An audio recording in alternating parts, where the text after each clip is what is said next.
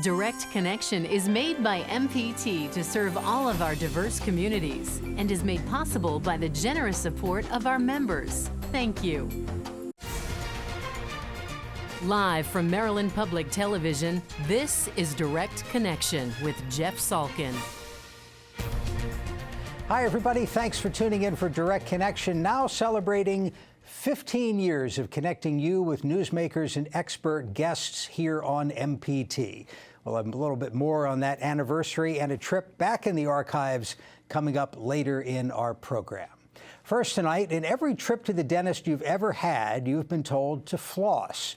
Probably told you're not flossing enough. Now, a new study questions whether that actually does anything. Joining us tonight to answer your questions is Dr. Nicole Farrell of Light Street Dental. Doctor, thank you for being with us. Thank you for having me. So this news came out, I think it was last month, and it wasn't that it was disproven to do anything. It was just a report by the Associated Press that there weren't any real quality studies proving that flossing does anything. Have you heard from your patients about this news? Oh, absolutely, yes. I would probably say the majority of patients don't want to floss to begin with. So once they heard this news, they jumped completely on the bandwagon and said, oh, I don't have to floss anymore. So everybody thinks they have permission to yes, forget the dental floss. Absolutely. Now, as a dentist and dental hygienists, you can tell when somebody flosses or they don't floss. Yes, yeah. So you can't lie to the dentist Not really, about flossing. No. All right. And a lot of times people will come in and have flossed right before their appointment and their mouth is just an absolute mess. And then we're like, what happened? And they're like, oh, I flossed for the first time in 6 months. So and that causes all sorts of bleeding. And redness. So let's make the case for flossing. Sure. What did they teach you in dental school that it does? So essentially, flossing removes the plaque and bacteria that is between your teeth. So when you're brushing your teeth, you're brushing mostly the outside surfaces, the inside surfaces, and the top of your teeth, but it can't get to the areas in between your teeth. And so what happens is that there's a bacterial biofilm, or basically plaque, that sits there, and it's just bacteria that's sitting on the teeth. And it's basically the areas that are adjacent to the gums. And so what happens is it causes redness and swelling, can lead to gingivitis or eventually gum disease, can lead to decay. So essentially it's really crucial to just overall oral health. And it's removing the debris in an area that your toothbrush can't get to. So I always wondered when you floss, I mean, obviously you got to push the floss in. Yes. Is it possible you're forcing some of these particles further up into the gum line? So when you're flossing, you do, like you said, want to get below the gum tissue. However, you want to make sure that you're not pushing the floss so far down that, one, it's hurting, two, that it's causing a lot of bleeding. Now, one of the things that a lot of patients will say to me is, oh, I don't floss because my gums bleed, and so I think that I'm causing some damage to my gums. Bleeding is basically a sign of inflammation. So most of the time, either they haven't had a cleaning in a while, and essentially there's debris that once plaque turns into what's called tartar, you can't remove it with flossing alone. So that's when you see a dental professional for cleanings and things like that. So the bleeding basically is your body indicating to you you need to floss more. Now, again, when you're flossing, though, you don't want to be flossing so hard that it's actually hurting each time. So you're just tucking the floss underneath the gum a little bit, but not shoving it down, basically. Okay, so many questions here. Let me remind our viewers, if you have a question about flossing or other dental topics, give us a call. We'll have the number up on the screen. You could also tweet your questions. Our Twitter address is @MPT News. Do I have to floss every day? Yes. Really? Yes. It is ideal to floss every day. Do you floss every day? I try to. Now, I am human, so there are times when I pass out and I haven't flossed. But you want to at least do it once a day, if possible. I'd say I have some patients that I just cannot get them to commit to flossing every day. So I'll tell them, even if you could do it a few times a week, just the more the better. So while it is ideal to do it every day, I'd say even if you can just make an effort to say, you know what, on the weekends, I have downtime, I'm not rushing to go to work, I'm just going to make a commitment to doing that. Because honestly, once you start doing that, you're going to see what's coming out of in between your teeth. And be like, you know what, I should do this more often. So you're undeterred by these news reports that there's no great scientific evidence that it helps anything? Yes. Yeah. It's just because I see it every day. I mean, all of us, you know, other dentists, hygienists, you see the plaque that's in between people's teeth, and you see the redness and the swelling that happens because of it. And so, you know, when we're seeing daily evidence of that, you know, I understand that there's not sufficient studies out there, and it's honestly really hard to do a controlled study because you're relying on patients to do things at home. You don't know if they're doing it effectively or not. And so to have an actual study that really proves that is going to be quite challenging. You'd have plenty of volunteers for the non-flossing control Yes, group. I was thinking about why isn't there a study? Well, you know, there's no big pharmaceutical lobby that's trying to prove that a product, I mean, there's no big flossing industry. Certainly, they sell a lot of floss, I guess. They sell a lot of floss, yes. Let's go to the phones. Frederick County, this is Tom. Tom, thank you for the call. Go ahead. I started flossing diligently on a daily basis about 16 months ago. So it did relieve some painful gums, and my gums are definitely healthier now. But one of the unexpected side effects is it's twice pulled loose a crown. So that cost me an extra visit to the dentist each time at unanticipated expense. Wow, great question. Thank you very much. And would that be a reason some people might be hesitant to aggressively floss? It is, but I would say one is your keyword aggressively. You shouldn't be doing it aggressively. And two, if you have a crown that is coming off with flossing alone, then there's likely something wrong with that crown to begin with. So essentially, when you have a crown on the tooth, there should not be a lip or a ledge where the floss can catch it and pull it out. And if there is, then the crown should probably be done. Let's talk to Steve in Howard County. Steve, thank you for the call. Go ahead. Hi, thanks. I would like to know the difference or the concerns regarding using regular dental floss versus one of these Reach devices, which has a little piece of dental floss at the end. I used the Reach for my last 6 months, and when I went there, the hygienist commented that, gee, you have more plaque buildup than you usually do. What's going on? And that's what I said. Well, I've been using this Reach device because it's easier than the floss, quite frankly, and you get lazy at times. But anyway, that's my question, the differences between using the two of those. Thank you. Very good. Thank you. Is that the thing that sort of looks like a toothpick on one end, and there's sort of a hook with the floss stuck in there? I call it like floss on a stick. Okay. Yeah. So I do recommend that with a lot of patients that have a really challenging time getting to a lot of their back molars. The main thing with it is that it is a very small strand of floss. And so if you're using that same pick or that same handle throughout the entire mouth and not wiping it off in between teeth, you're basically taking the plaque and bacteria from one area and transferring it to the other and to the other, versus when you use a string of floss, you should actually be using a string that is long enough that you're kind of inching your way along it as you're going from tooth to tooth. All right, now I probably use a string of floss and maybe a section for each quadrant. Okay. So, but not a clean section for each tooth. Time. So you want to just kind of take a look at it when you go in between, hope the floss has kind of flown off onto your mirror, or if you're doing in the shower, onto your shower wall. But if you see that there's a caked on area, before you transfer it to that next area, you should wipe it off or inch down kind of the floss. Yeah, this is sort of a gross conversation, but it's for the better good. Yeah, so that's kind of my thing with the Reach, is that, as long as you can use, a different one for each quadrant of the mouth and just kind of wipe it off periodically, and make sure that you're really kind of pulling against each side of the tooth. So the tooth kind of comes around as a circle, and you want to get on each side of that. Plenty of calls here. Let me just ask about one other gizmo before we get back to the phones. Well, a couple other. I mean, you see ads for the water pick, which shoots little jets of water and claims to be able to do the same thing as the floss. And then there's these little things that look like pipe cleaners, little tiny pipe cleaners that you're supposed to sort of shove in between your teeth. Yeah.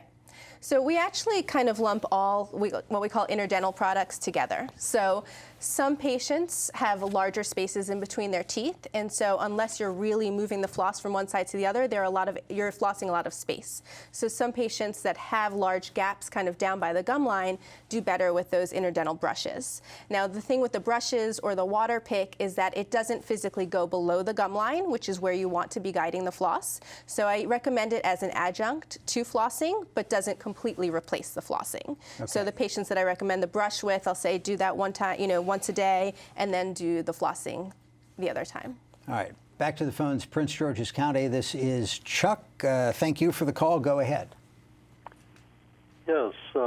Sir. Is your preference for non-wax floss or wax floss? Thank you very much for the phone. This is the most in-depth program I think we've ever done. Waxed or unwaxed? So I don't have a preference. I also don't have a preference for brand of floss. I will say that for each patient's mouth, some work better than others. So if you have really tight contacts in between your teeth where it's really hard to get the floss in between, if you're using an unwaxed floss, it's more likely going to shred and tear as you're going in between. So I more prefer like a Glide or a dental tape or a wax floss. So it really just kind of depends on how tight things are between your teeth. And if you have a lot of crowns and other things, you might want something that's a little slicker, like a wax or a tape. Is there anything, my teeth are close together, the floss shreds all the time. I don't, use the thin stuff. I don't think it's waxed. Is there any, wonderful product out there that solves all these problems? Not really, no. A lot of people do like Glide because it tends to fit in most people's mouths. If you have really tight contacts, if you have open contacts, it's pretty easy to use, but there's not one cure-all. I say try a few and find the one that you like the best and stick with that. It's hard to believe how many people we have with questions about dental floss. Let's go to Mary in Baltimore City. Mary, thank you for the call. Go ahead. I'm hearing more and more about dental implants, which are supposed to be a permanent replacement for teeth. Do you think that could really work, particularly for molars? Like I don't have any molars left. I'm in my early 50s, and all my molars are have just slowly gone away with root canals and cavity, fillings over time. Do you think the dental implants would really work for molars? Mary will get you an answer. Those things are pretty popular. They are. Implants are a great replacement of a tooth. You're really addressing a single area if you've lost a tooth.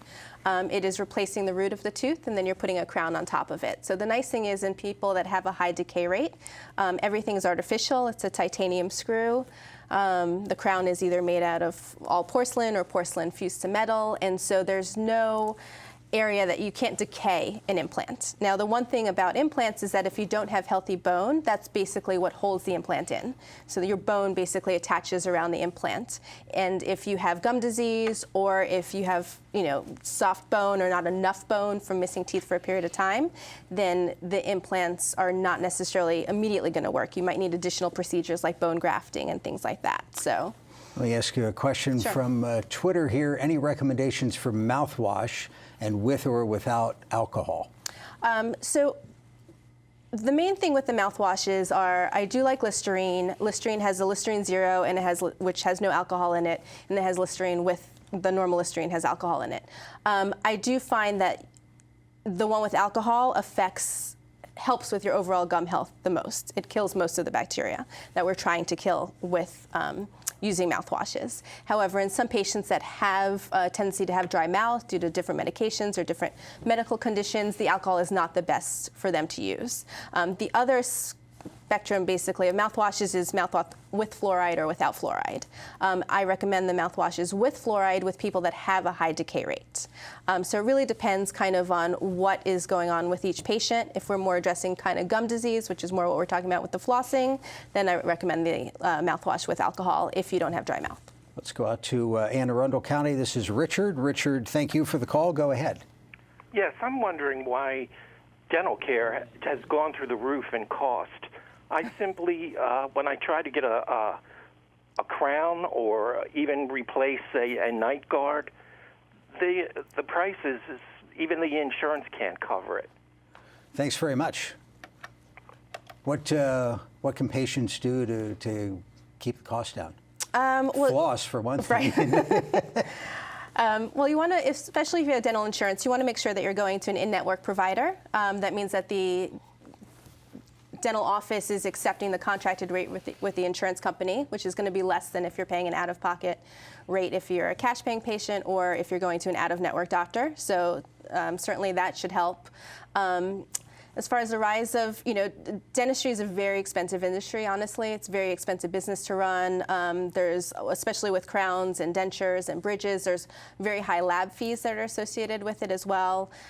So overall, as an industry, it's pretty expensive to run an office and provide the care that, you're trying to for patients. And so the fees tend to be, a little bit higher to cover the expenses. So it's a good idea to keep your teeth. I mean, people are living longer. I mean, our teeth were only designed to go for a certain amount of time, and we're trying to extend that. Yep. And so regular care, flossing, brushing, and seeing maybe your a fluoride dental professional. Yeah. Yeah. So with the fluoride, I usually refer to people with high decay rate. It is very imperative that they have extra fluoride, other than just their normal toothpaste. There's prescription toothpastes that I recommend as well. Again, it's for people that have a high decay rate, and just regular checkups. Let's grab a phone call from Chester County. This is Julie. Julie, thank you for the call. Go ahead. Hi. I'm wondering about, many people who are sort of very health conscious say that people should get rid of their old amalgam fillings, the old silver fillings. And I know that the American Dental Society says, no, they're not dangerous, but I wondered if you could talk about that a little bit, please. Thank you. That's a good question. Thank you very much. Your thoughts? So I happen to fall in line with the American Dental Association. A lot of there's no mercury. If you have an existing amalgam filling, there's no mercury that is leaching out of that. And the reality is a lot of patients want them removed and changed to the white fillings, which I'm perfectly fine with doing. However, when you are drilling on that silver filling, you're creating aerosols, and so you're exposing yourself a little bit more to the mercury. Now, obviously, we have to take out fillings, either for the patient's desire to exchange it or there's something wrong with the filling. So we do everything that we can as far as using a high-speed suction to remove those aerosols and such. But the nature of removing them is kind of exposing yourself to that mercury a little bit more, I'd say, than just leaving that silver filling in there. Now, if obviously there's something wrong with that silver filling, it needs to come out, then it can be replaced with whatever. All right, so to sum up, choosing. You still have to floss. You still have to floss. Your dentist knows if you're lying about flossing. Yes. And the main thing is to do it regularly, not 5 times right before you go for a cleaning. Yes.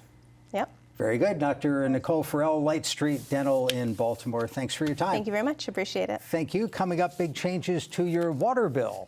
We're back after this.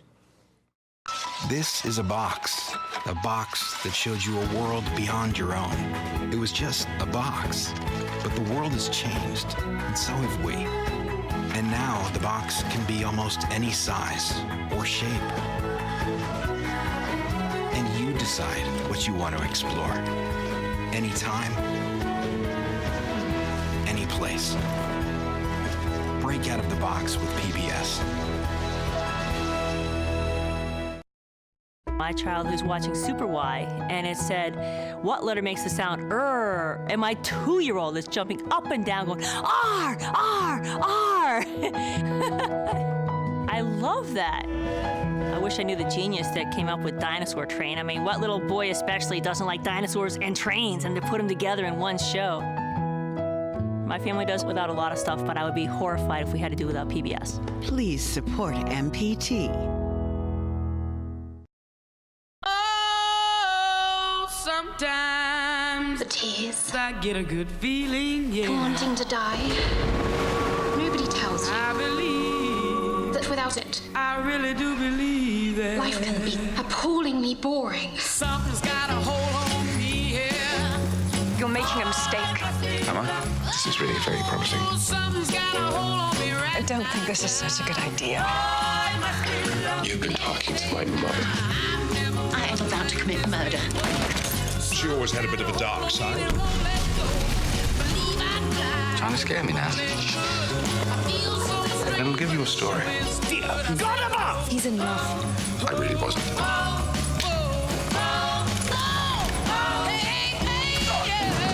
Stay away from my wife. You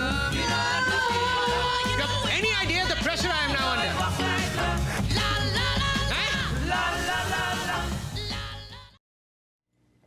Joining us now, Jennifer Combs with the Baltimore Department of Public Works. Thank you for being with us. Thank you for having me. You're here to talk about the change that's coming to the water bill. For some reason, the water bill has always been a quarterly thing, every 3 months, and now you're going monthly. Why? We're starting October 11th. Next Tuesday, I believe, we go live monthly billing. This new monthly billing system represents a major upgrade in Baltimore City's water billing process. Going to monthly billing will give our water customers in Baltimore City for now a more efficient, reliable, accurate bill. And also monthly billing is a great tool to manage household budget expenses. And our new bills, not only will they be monthly, they will have a new look. We'll have a new format.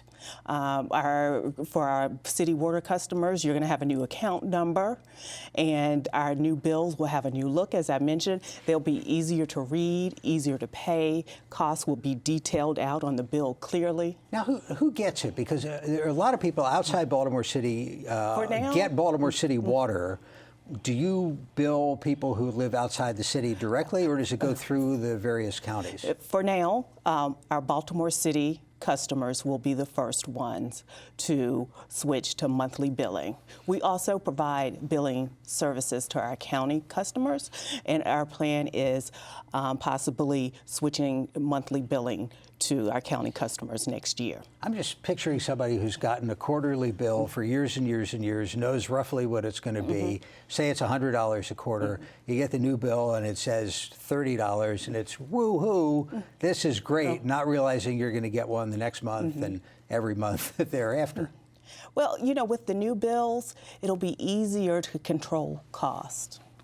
One of the major upgrades for our new system, we will be eliminating minimum billing. So people will be paying for, you pay for the water that you use.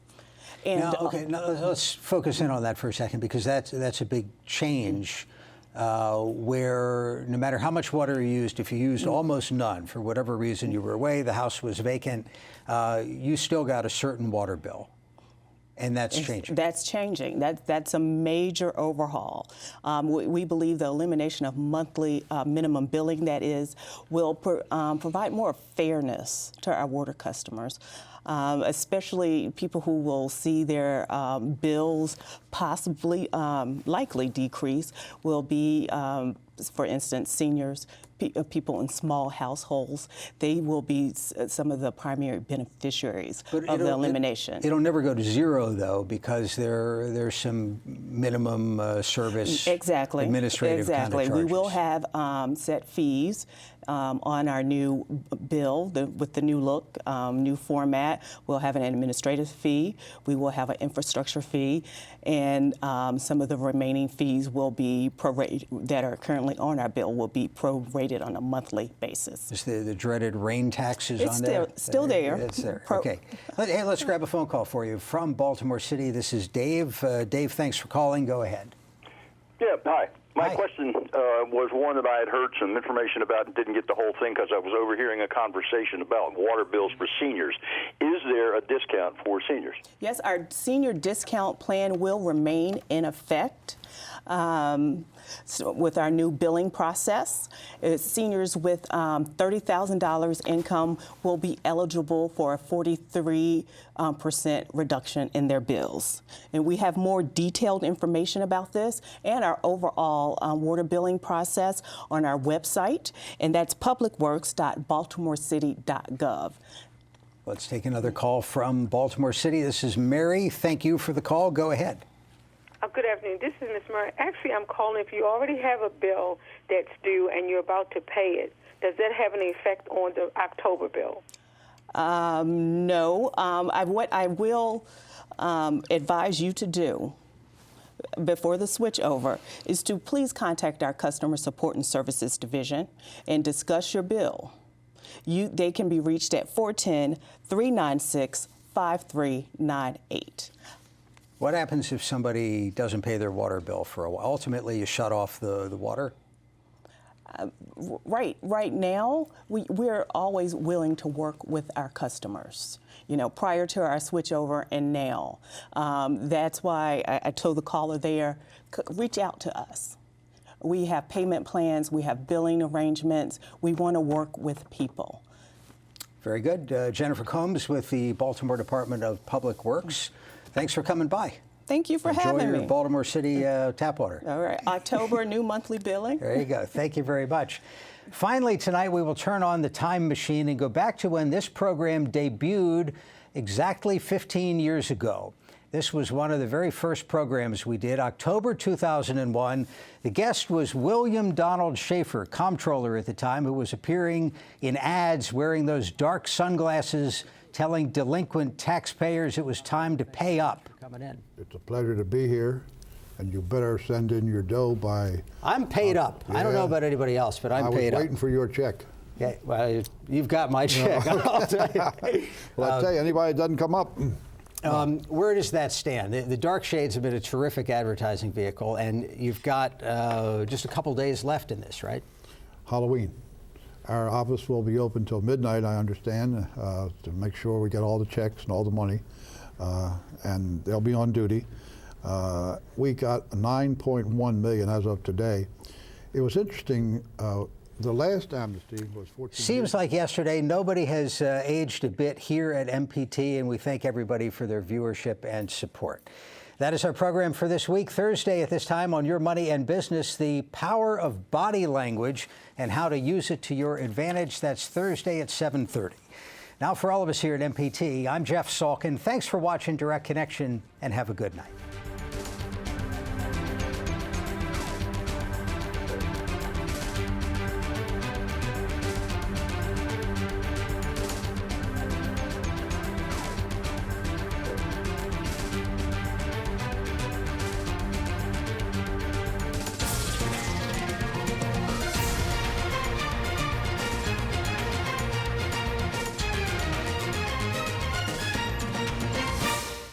This program was made by MPT to serve all of our diverse communities.